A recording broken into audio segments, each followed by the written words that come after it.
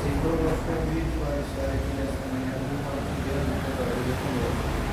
Vamos lá, que Espírito Santo de Deus, nesta manhã, nós nos conhecemos ali na associação, e isso faz muito bem a gente fazer integração com outras igrejas, para que nós possamos sair para pegar fora, e eles também virem conhecer os nossos problemas, as nossas dificuldades, a nossa deficiência, e através das orações, das intercessões, possamos cada vez estar melhorando, cada vez mais estamos no espiritual.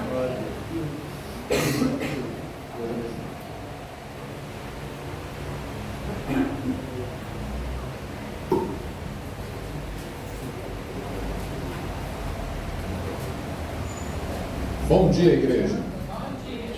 A paz de Cristo esteja convosco. No meio dos meus amigos de trabalho, eu tenho um apelido de inspetor bugiganga. Que aonde eu vou, eu carrego um monte de bugiganga. Se vocês abrirem minha mochila ali, tem coisa ali do arco da velha ali. É cabo para lá, é peça para cá, é pedestal, é celular, é computador, é bíblia, é tudo dentro daquela mochila ali, para você ver como é que eu consigo carregar tanta coisa ali. E engraçado é que eu não sou muito adepto dessas bugigangas, mas eu gosto. Por quê? Porque elas nos ajudam nas nossas tarefas do dia a dia. A imagem, por exemplo, ali, eu vou usar ela para quê? Para me avaliar. Para me avaliar minha postura, o que eu falo, o que eu busquei dentro do meu conhecimento, do meu mínimo conhecimento bíblico, e que eu estou trazendo para os irmãos. Para quê? Para que eu consiga melhorar cada vez mais, me aprofundar cada vez mais na palavra do Senhor e me entregar cada vez mais no serviço da obra de Cristo Jesus. Amém. Amém, irmãos? Como o irmão já falou, meu nome é Edmar. Eu sou morador do bairro Marcílio de Noronha há 37 anos. Hoje estou como diretor da igreja de Vale dos Reis, uma igreja como qualquer outra, inclusive a de vocês, enfrenta dificuldades, enfrenta transtornos, barreiras, porque uma coisa eu aprendi, que quando alguém se levanta verdadeiramente para fazer a obra de Deus, o inimigo se levanta verdadeiramente para atrapalhar a obra de Deus. E toda vez que alguém colocar no seu coração, vou trabalhar para Deus, o inimigo coloca no coração dele, vou atrapalhar esse homem trabalhar para Deus. E aí milhões e milhões de coisas podem acontecer com a gente. Eu, por exemplo, estou agora sem dormir. Estava até falando com o irmão. Dei uma cochilada ontem, 7 horas da noite, quando deu mais ou menos 9h30, até 1h da manhã mais ou menos, eu olhei o horário, eu acordei e não consegui dormir mais. Era para meus filhos virem comigo. Não veio, porque às 7 horas da manhã a gente se arrumando, ele começou, não estou aguentando, vou dormir. Eu ia trazer o irmão para trazer dois louvores especiais. Ontem o irmão me ligou dizendo que a mãe dele foi internada, ele não pôde comparecer conosco. Pediu até perdão dos irmãos, porque eu já tinha até avisado o irmão que ele ia vir trazer um louvor especial para a gente. Então são barreiras que o inimigo vai colocando nas nossas vidas. Mas essas barreiras, irmãos, eu aprendi uma coisa. Não são barreiras. Nós que colocamos na nossa mente que são barreiras. E aí, porque nós olhamos para ela como barreiras, nós nos impedimos de avançar. Há um problema. Há uma barreira. Não vou. Sabe por quê? Porque o inimigo não quer que a gente trabalhe. O inimigo não quer que a palavra de Deus seja dita pelo mundo. O inimigo não quer que nós estejamos aqui hoje no dia de sábado. E a maior vontade dele é que nós paremos de estudar a Bíblia. Se vocês observarem os momentos que o inimigo teve presente com Cristo, ele utilizou o que para tentar Cristo? A palavra. E se vocês observarem na vida de vocês, o que o inimigo usa para tentar vocês? A palavra. Tudo está baseado na palavra.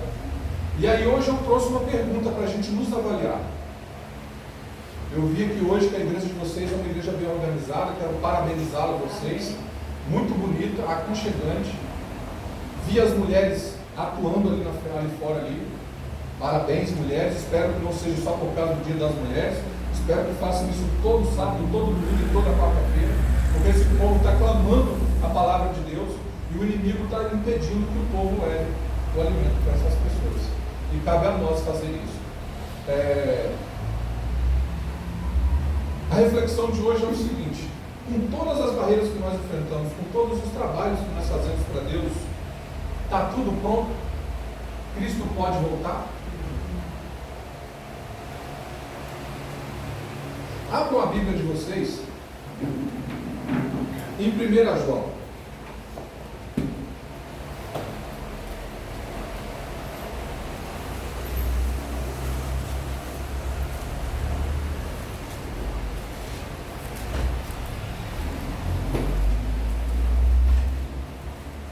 João, capítulo 2, versículo 28. Amém? Amém. Oremos. Amado Deus, Pai Todo-Poderoso, eis-me aqui, Senhor, para fazer a Tua vontade, não a minha. Tira nesse momento, Senhor, todo o meu ego, todo o meu eu, e coloca somente a Tua vontade em minha vida. Amém. Que o meu cansaço, que as minhas fraquezas, que as minhas agonias não tenham, Senhor, nenhuma manifestação agora nesse momento. E que somente o Teu Santo Espírito venha falar através da minha boca. E que os corações que aqui estão presentes se alimentem, se fortaleçam e saiam daqui mais cheios do Santo Espírito quanto chegaram. E que eles possam sair daqui reavivados e prontos para a volta de Cristo Jesus. Entregam-nos nas Tuas mãos, em nome de Jesus. Amém. Amados, tudo pronto? Posso voltar? Jesus está perguntando nessa manhã. O que é que vocês acham? Respondam para vocês. Não precisam expressar nenhum tipo de resposta. Respondam para vocês, dentro do íntimo de vocês. Tudo pronto? Jesus pode voltar? Esse pensamento me passou, irmã, na BR-262, há uns 15 dias atrás.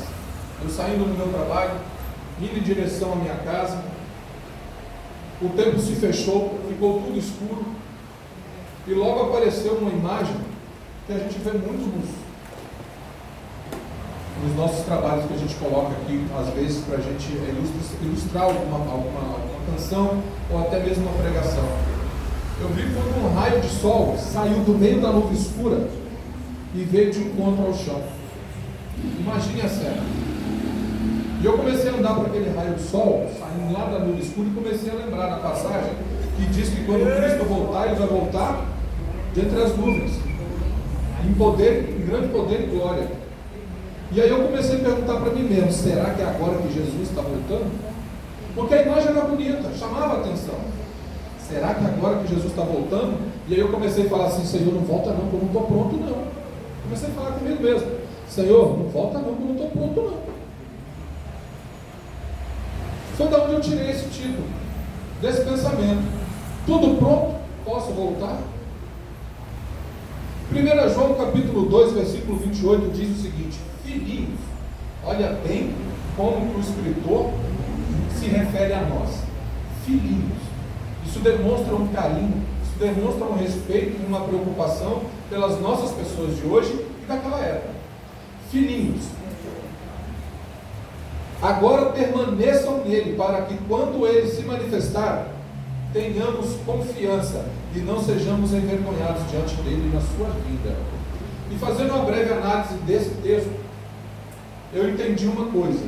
Aqui ele aconselha as pessoas a se portarem de uma maneira, porque surgirão dois grupos de pessoas. Naquela época já existia, mas vamos trazer para os nossos dias de hoje.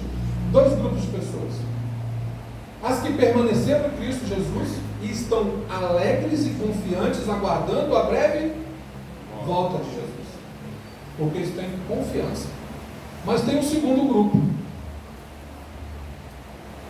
para que não sejamos envergonhados diante dele. E aí eu comecei a me perguntar: em qual dos dois grupos eu vou me encaixar? Quando eu estava olhando aquela imagem, eu ficava perguntando para mim mesmo: Senhor, calma, espera aí que não está pronto não. Se o Senhor vier agora, eu vou me perder. Eu preciso me arrepender dos meus pecados. E logo vi que aquela imagem era só mais uma manifestação da natureza. E às vezes a natureza faz isso. Mas serviu para me chamar a atenção. E desde então a minha mente tem buscado ler e entender mais sobre isso. Foi quando eu achei esse texto aqui. E entendi uma coisa: para nós respondermos isso nas nossas vidas, nós precisamos voltar no tempo e falar de um assunto que vocês já estão carecas de saber. Falar sobre a volta de Cristo, Jesus. Por quê? Hoje se prega muito pouco sobre a volta de Cristo. Hoje nós falamos de conduta cristã, mordomia cristã, dízimos e ofertas, e muito pouco se prega sobre a volta de Cristo, que é o centro das Escrituras Sagradas. Nós vemos aí denominações inteiras movendo céus e terra para que haja dízimo e oferta dentro da igreja, porque precisam pagar as contas. Estou dizendo que está errado, só estou dizendo que o foco não está no lugar que deveria estar, que é a volta de Cristo Jesus.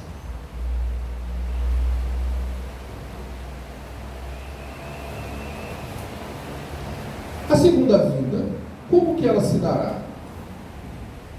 Todos nós sabemos, né? Mas vamos relembrar, para a gente chegar no foco principal da pregação.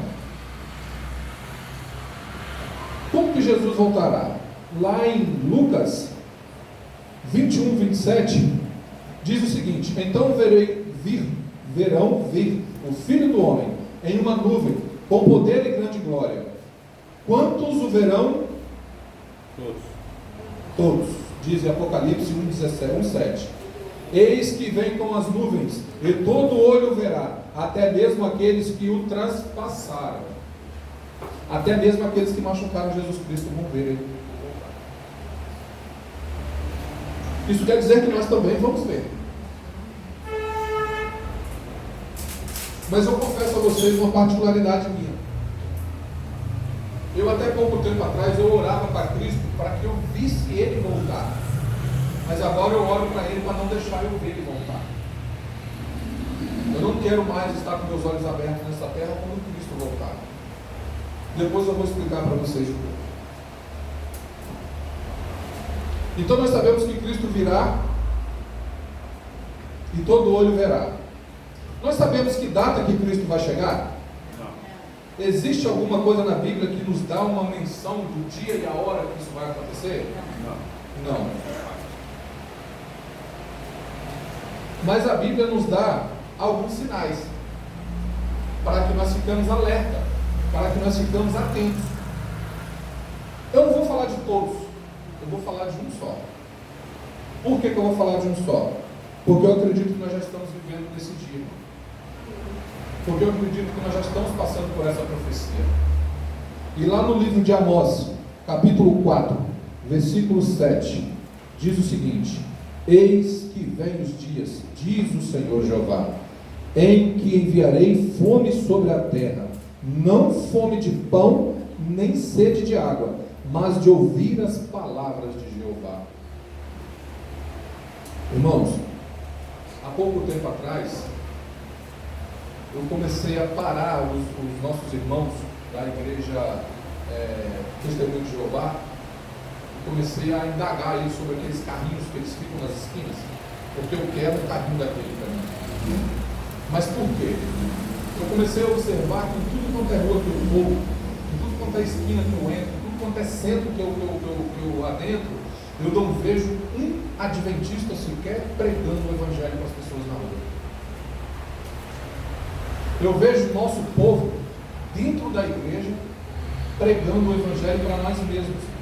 E como eu já falei para vocês já estão careca de saber que Cristo está voltando. Vocês já estão careca de saber como Cristo vai voltar. Mas tem gente lá fora que nunca ouviu falar o nome de Jesus. E a verdade que está sendo pregada lá fora é a do Testemunho de Jeová, é a dos mormons, é a da Igreja Católica, é a do Espírita, é a do Umbandista. As pessoas estão com medo de expressar o amor pela verdade da Bíblia. Claro, eu entendo isso. Nós temos um mau exemplo do próprio Cristo. Ele falou a verdade que aconteceu com ele. Pedro, Paulo. Nós temos os homens atuais, Jerônimo de Praga, John Hus. O que aconteceu com esses homens? Porque falaram a verdade. Só que nós não estamos analisando o outro porquê. Eles falaram a verdade e perderam a vida. Mas o que eles ganharam com isso? E quem não está falando a verdade vai ganhar o que com isso? A Bíblia fala, mais vale agradar a Deus do que ao homem. E hoje nós ficamos massageando o ego, falando coisinhas bonitinhas, porque senão o irmão vai magoar e vai sair da igreja. Irmãos, a Bíblia diz o seguinte: se você vê um irmão se perdendo e você não for lá falar com o irmão e aquele irmão se perder, o que vai acontecer com vocês? Vocês vão se perder junto com ele. E aí o nosso inimigo, eu costumo falar lapeta, porque lá é para ele ir para lá, é para ele subir na minha beira. Quando você fala com cá, é para ele vir para cá. Aprendi isso com um pastor, muito gente boa, não é da nossa igreja não, mas eu considero ele muito sábio. Entendeu? Então não fala com cá, fala com lá, vai para lá. Ele leva 2 pelo preço de 1. Ele plantou dentro da igreja uma doutrina ao qual diz: cada um por si, que se vire para lá. E aí, não sei se vocês já leram aqui um livro chamado A Arte da Guerra, aonde eles aconselham os maiores generais do mundo a usar uma seguinte tática para conquistar outros países: simples, fácil e rápido. Separa para conquistar. Causa discórdia entre os irmãos para conquistar os irmãos, porque um irmão sozinho é fácil de ser abatido. Por que Jesus Cristo mandou os irmãos em 2? Para quando um estiver fraco, o outro fortalece. E por que hoje a gente quer andar sozinho? Por que o irmão vem falar comigo e diz: eu vi você olhando ali para aquela mulher que passou ali, vai cuidar da sua vida?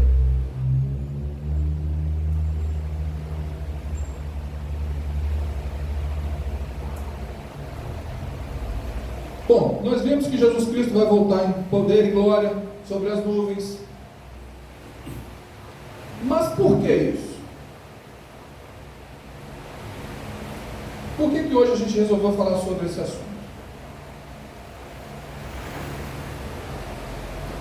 Porque, irmãos, aquele grupo de pessoas que não vai ser envergonhado na frente de Cristo Jesus quando ele voltar, ele precisa ter 3 características. E para a gente aceitar essas 3 características, a gente precisa entender como se dará o processo na volta de Cristo. Tem um versículo na Bíblia que eu gosto muito.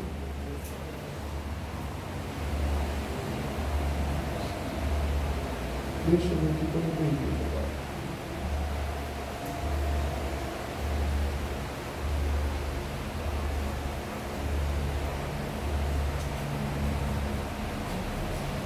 Bom, vamos lá. 3 características que o cristão deve ter.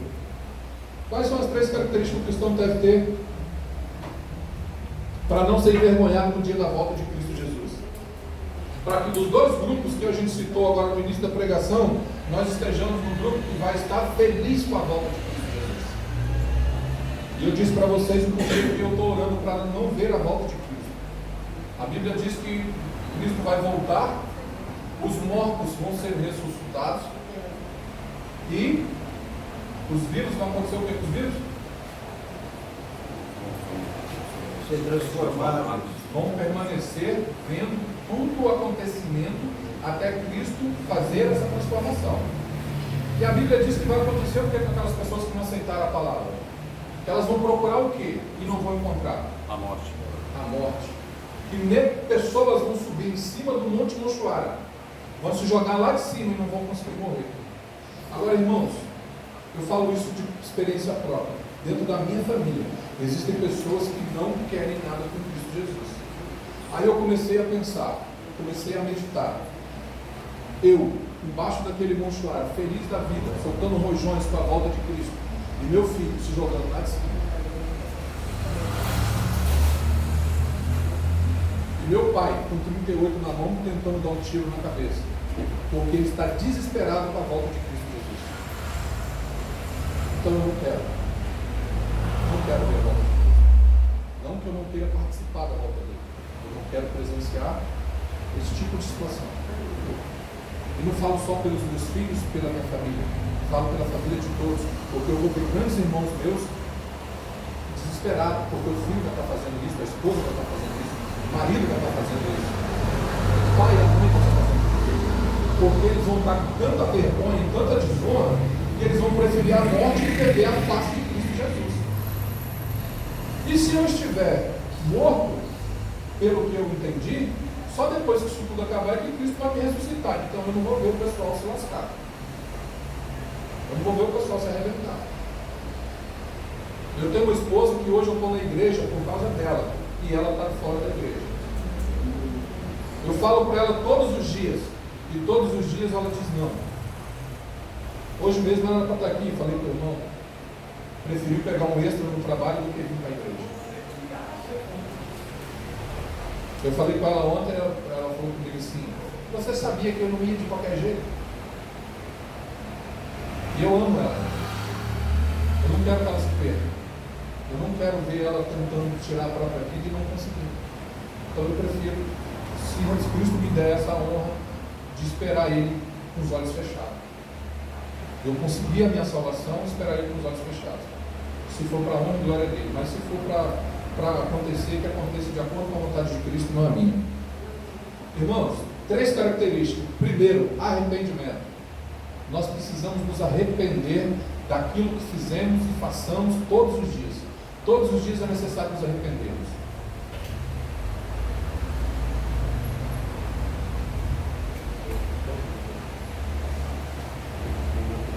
A Bíblia diz em Lucas 5,32: eu não vim chamar justos, mas pecadores ao arrependimento, que acompanham o arrependimento.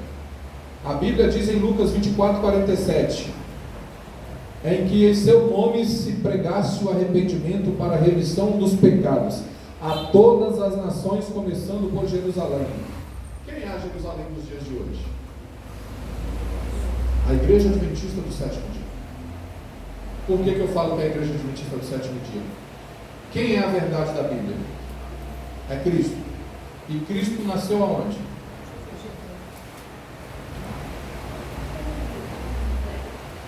Cristo desenvolveu o seu ministério aonde? Qual foi a cidade que negou Cristo? Jerusalém. E hoje muitos de nós está dentro da igreja com a palavra na mão, mas não lê a palavra.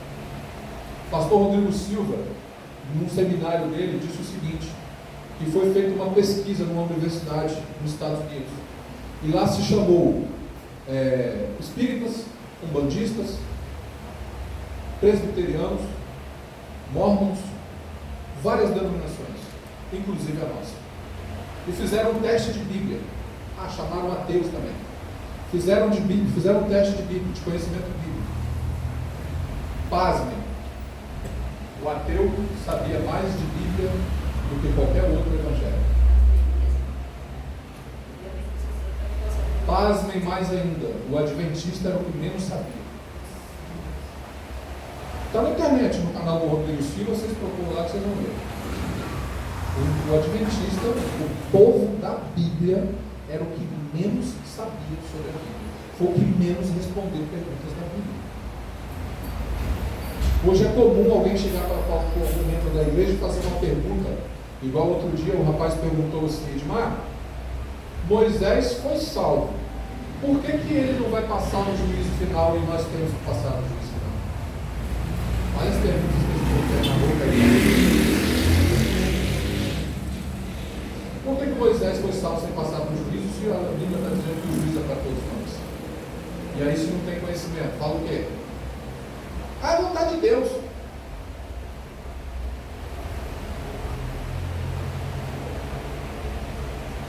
Então, irmão, nós temos que criar esse hábito de arrependimento.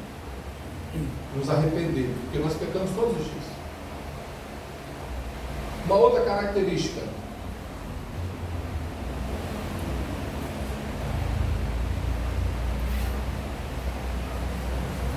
Essa característica ela é uma característica dupla. Uma coisa puxa a outra. Chama-se obediência e reverência. Nós temos que crer na volta de Cristo. Nós temos que ter o ato de nos arrependermos. Nós temos o exemplo do Davi, que era um dos maiores pecadores da Bíblia, mas foi considerado um homem segundo o coração de Deus. Por quê? Porque o arrependimento dele era sincero. E nós temos que criar em nós o hábito de obediência. Mas nós vamos obedecer a quem? Por quê? Nós temos que obedecer de acordo com a Bíblia. Diz o seguinte a palavra de Deus: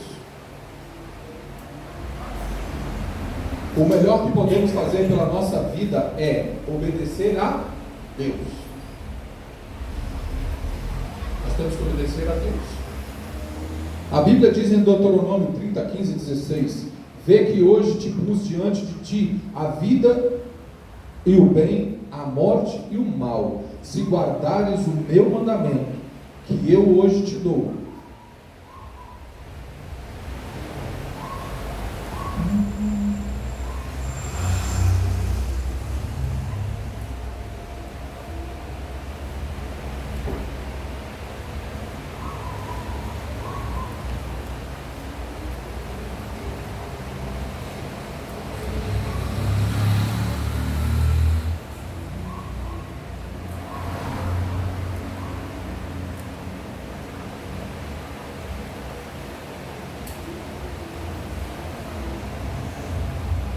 Que eu hoje te dou, te ordeno, de amar ao Senhor teu Deus, de andar nos seus caminhos e estatutos e os seus preceitos, então viverás e te multiplicarás. Acho que já até respondi por que obedecer. Porque você viverá e te multiplicarás. Mas vamos adiante. A obediência pode livrar-nos de doenças. Sabiam disso? Quem obedece pode se livrar de doenças?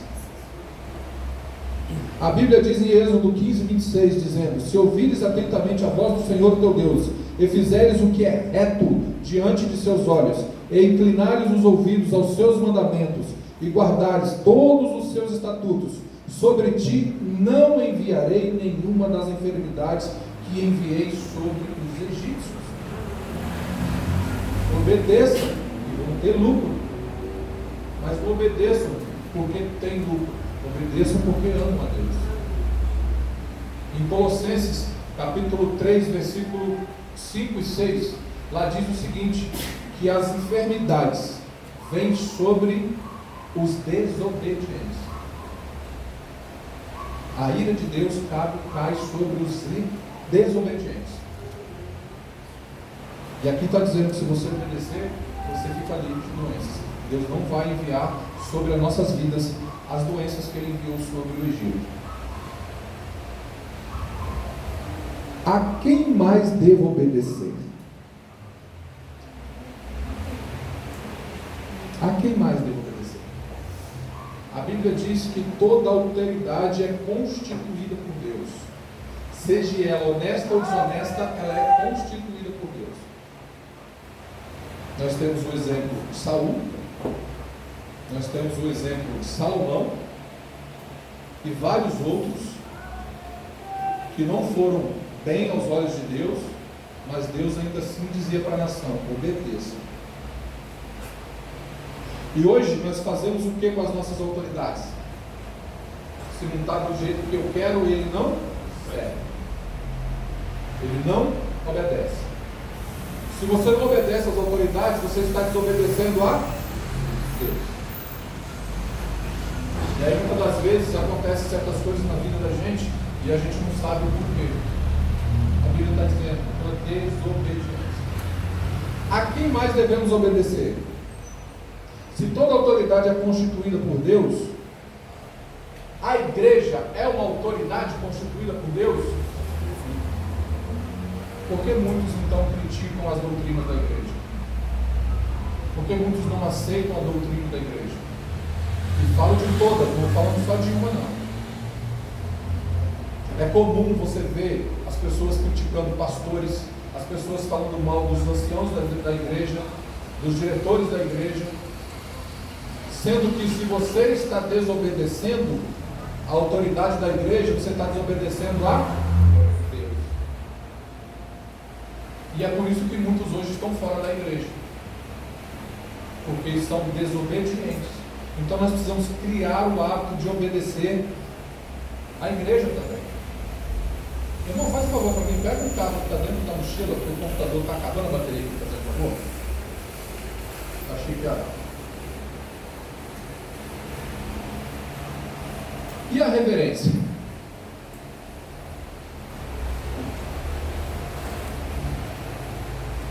O que é reverência? Não se fala muito isso dentro da igreja. Reverência, reverência, reverência. Muitos acham que reverência é chegar, sentar na cadeira e ficar quieto. Vou deixar o pregador falar, que eu estou reverente. Mas está com o celular. Está conversando com a colega do lado. Está cutucando o irmão do outro lado.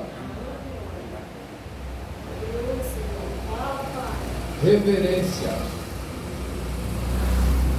significa veneração pelo que se considera sagrado ou se apresenta como tal. Se durante a pregação, se durante o culto, você está em comportamento diferente, você está desobedecendo e não está em reverência. Automaticamente você está desobedecendo a quem? A Deus, não ao pregador, não nenhuma ação da igreja, não. Nós somos ferramentas. Eu costumo dizer para o meu povo lá, gente, eu sou ferramenta. E ferramenta não trabalha sozinha, precisa de alguém para utilizá-la. Sou uma ferramenta, e essa ferramenta, assim que ela gastar, ela é substituída. Eu hoje estou como diretor da igreja, mas amanhã eu posso não estar. E eu também tenho que ter reverência, eu também tenho que ter obediência, eu também tenho que observar a volta de Cristo Jesus, porque não é porque eu fui eleito diretor da igreja que eu estou salvo, não, que eu estou liberto do pecado, não, que eu estou livre dos meus erros, não, pelo contrário, é que eu tenho que dobrar os meus joelhos 3 vezes mais. Se o irmão ora de manhã, de tarde, de noite, eu tenho que orar de manhã, meio-dia, de tarde, de noite, de madrugada, de manhã cedo, ora para a porta de noite. Porque tudo vai vir para cima do líder da igreja.